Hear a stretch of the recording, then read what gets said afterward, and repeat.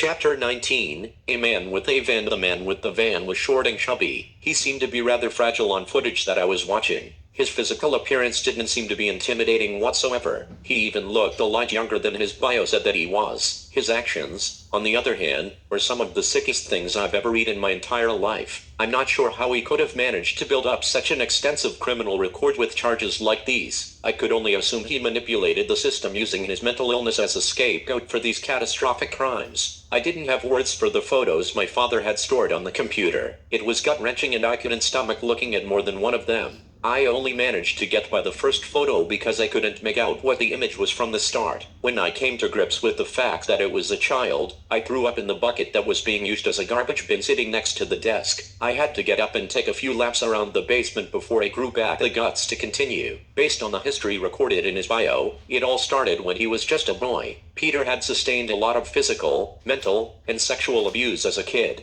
Due to this, it ultimately resulted in a mental disorder that was never diagnosed. Pan later became a child predator, preying on the most innocent lives himself. He was convicted of aggravated kidnapping, which included super-aggravated assault with intent to inflict injury and terrorize a child. He was a monster, with no regard for human life. He was sick and he shouldn't have been released back into society. Reports as well as other documentation stated that Peter Pentangelo knowingly and intentionally abducted a little boy from a public park. He lured him into a white van using trading cards and kidnapped him in broad daylight, right in front of his mother. Later, Peter Pentangelo took the boy to a hotel that was not far from the complex where he took the child. When the police arrived, they entered the room and found Peter Pan in bed with the minor. The child appeared to be sleeping or heavily sedated. They had shown signs of both physical and sexual abuse. Pan was said to be serving 13 years for his crimes, but he was also let out recently, with the rise of crime. He had only served 9 months for his actions, before being released on good behavior due to the pandemic. Nonetheless, Peter Pan is currently a registered sex offender. He should not be living in the house that he was currently residing in.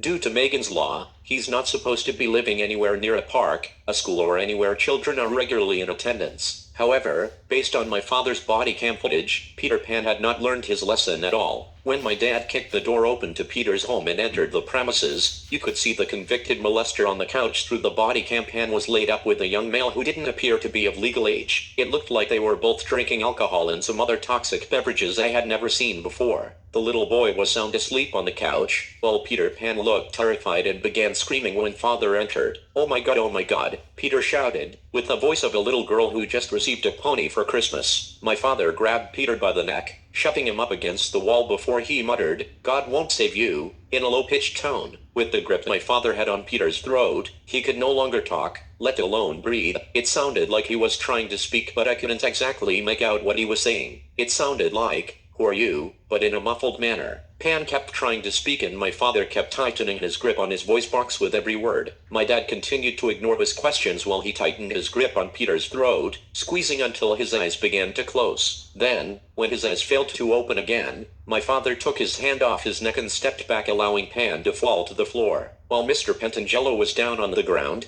he started to gasp for air. He finally began to cough and choke on his own saliva, while the boy remained out cold on the couch. "Where's the van?" my father shouted, while Peter Pan continued to weep like a willow. "What van?" Peter Pan asked, with his voice cracking slowly as it returned. "Your van," my dad returned, dropping his balled-up fist down, right between the eyes of the predator. My nose, he cried, as my father reached down and grabbed him by his green hair. "Where's your fucking van?" "I'm not going to ask again," he repeated, in a deep yet captivating voice. "Help, he's trying to," Peter shouted. Before he could finish his sentence, my father took the side of his right hand and chopped Peter Pan in the throat, stopping him from speaking altogether. "Trying to do what?" Dad asked, with a clamped jaw. He was barely able to get out the words. Peter still couldn't speak, let alone breathe. I could hear him trying while my father looked around the room for any more signs of criminal activity. When Dad went and checked the young male that was lying on the couch, he was still alive. I couldn't make out his identity on the camera because the angle had gotten too close and blurry. He seemed to be unconscious. He wasn't moving at all, but he was still breathing and didn't show any signs of foul play. Nevertheless, it was still a cause for concern. The kid was clearly in need of some sort of medical attention. I couldn't help but feel like my father had gotten there just in time, because it looked like the monster wasn't able to severely harm the child. Then, as my dad checked on the boy, Peter Pan got up and flew out of the house, screaming for help as he ran away. The camera was shaking so it was hard to see exactly what happened.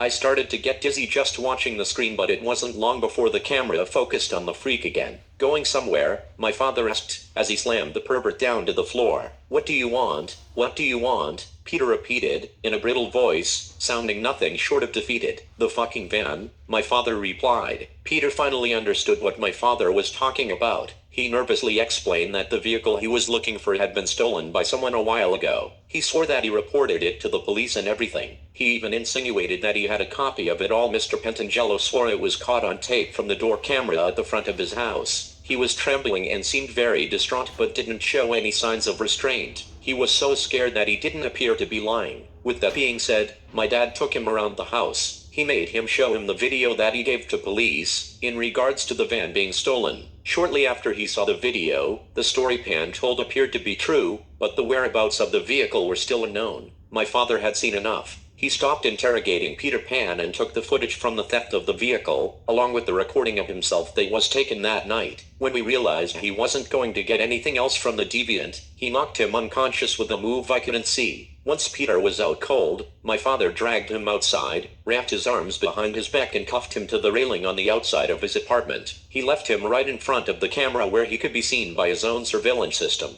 After putting the Peter Pan out of commission, my dad called in an anonymous tip to law enforcement before fleeing the scene of the crimes he committed himself. He didn't go too far from the premises because he was still concerned for the young boy's safety. Due to the angle of the camera, you could tell that my dad stood across the street where he was able to see everything clearly. It looked like he waited in his car until the police arrived before he left the scene. The recording blacked out after that. There was nothing else regarding Peter Pentangelo or his van remaining on the computer. It was likely my father used his connections within the police department or accessed his own database using his mobile data terminal. That assumption was based on the fact that he had Peter Pan's police report on file in its entirety. At the bottom of the page, it was noted that the responding officer for that particular incident was Mark Griffin. However, on my father's personal notes and the bulletin board connecting the web of lies, there was another name, and it was none other than Grace James. Seeing Grace's name on the computer didn't make sense at all, mainly because she wasn't police in New Jersey. There was nothing indicating that she was involved, and I couldn't figure out why her name would have been noted here. That meant one of two things. Either Grace was a part of this, or she knew what my father was up to and assisted him in his quest for justice. I had also suspected Grace's involvement myself. It was certainly possible she conspired with others that were pulling the strings from behind the scenes. I just found it hard to believe that Grace would be able to keep this information a secret. The only thing I could think of was that she and my father didn't want me to be distracted from school following the death of my mother. Regardless, lying is never the answer. My father even showed me the tape with Nightmare so I could be prepared. That's why lying to me didn't make any sense at all. Unless Grace was indeed involved. Then, that would give her every reason to keep this from me. There wasn't much information in the computer after Grace's name appeared on my father's notes. I walked over to the bulletin board and saw that my father did indeed have Grace's photo hanging up. I couldn't figure out why because her name didn't appear on the police report. Therefore, I couldn't figure out how my father made this connection without asking her or the suspects themselves. The only footage that was left to watch was the video that was obtained from Peter Pan's home. In the footage you could see someone run up to the vehicle. Just like the video my father showed me from the deli, this person was covered in black from head to toe and there was no way to identify them. They had on the same black clothes with a mask that didn't show anything at all. The only thing you could see was a woman driving the car that let the nightmare loose. Even though you could see her face on the camera, there was nothing indicated that she was ever identified, and she sure didn't look like Grace. I kept digging, but I couldn't know how my father was able to make the connection to Carlos and Nightmare, not without identifying the lady driving the car. Unless my father suspected the driver was connected to Grace in some way, I couldn't make sense of it. The woman was too old to be Grace, and it wasn't her mother because I've seen pictures of her before. There wasn't anything connecting the dots on the bulletin board either. Other than the driver being visible, you can only see Nightmare use a tool to gain access to the van before he starts it up and speeds away. The way the thief approached the vehicle with the tool in hand, entered, started up and stole the vehicle did not appear to be random at all. It was very fast yet very precise. It looked as if he knew exactly what vehicle he wanted and exactly what he would need to be able to steal it with speed and efficiency. The culprit was either a mechanic or a serial car thief because this was clearly not his first rodeo. If you asked me, it almost looked professional and the conspiracy was undeniable at this point. The footage alone could prove that the theft of the van and the murder of my mother were not only connected, but premeditated as well. They were carefully planned and perfectly executed. I couldn't think of anything else I could do that my dad hadn't done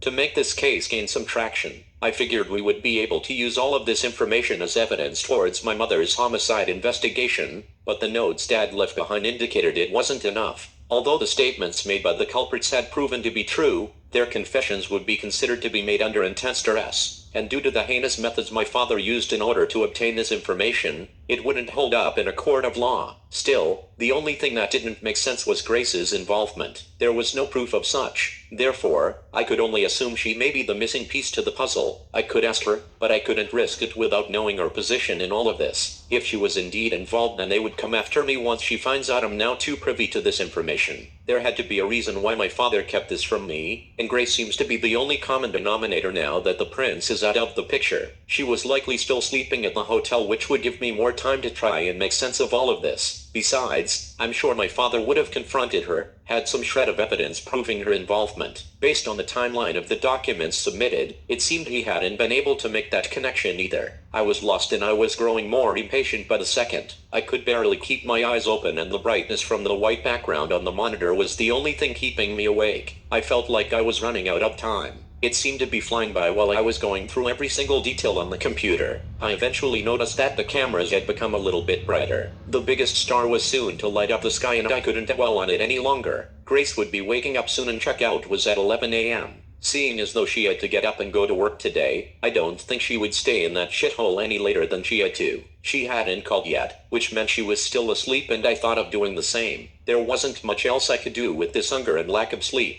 I was famished. I was beat. I needed to eat something and I needed to get some sleep. I hadn't had anything in my stomach since Grace and I stopped at the diner on the way home from school. I took the vest off, but I decided to remain in the rest of the uniform because I was too tired to change. I didn't want to lose my place on the computer either, so I left everything running, pushed away from the desk, and I headed upstairs. When I got up to the living room, I slowly walked into the kitchen and checked the refrigerator for something to eat. There was nothing inside besides a gallon of expired milk and one egg that had been spared. Cereal was out of the question, and I didn't have time to look for anything else. I was so tired, but I had been awake so long that it would take a whole bottle of sleeping pills just to get me to blink. That's when I noticed the glasses Dad and I drank from the night we reviewed the tape were still left out on the table. I decided to take a page out of my father's book and have a nightcap. I took a shot of the cheap whiskey that he had left out on the table. The empty bottle of Blue Label that we finished the night my mom was killed had been saved. It continued collecting dust in the basement, so I drank what was there. Once those thoughts crossed my mind, I took another shot and felt the burning sensation heat up my chest. I almost threw up again, but my empty stomach didn't help the cause. I headed upstairs to where the bedrooms were and I got extremely lightheaded. I was so dizzy that I grabbed a hold of the banister and cleaned the dust off on the way up. Once I got to the top of the stairs that felt like forever to climb, I went down the hall toward my parents' bedroom. I stood in the doorway before I slowly walked in and plopped down on the bed. I stared at the ceiling and started thinking of everything that had happened to me this year. I tried to cry, but I couldn't, and I didn't know why. I just kept staring at the chipped paint on the ceiling, with my hands folded behind my head. I tried talking to my parents as if I were a kid again, and they were right there beside me. I asked for guidance because I needed assistance trying to make sense of everything that I had uncovered. But it began to feel like I wasn't talking to my parents and I was only getting through to the nightmare that remained under the bed. I don't think I blinked once, and before I knew it, I was out cold.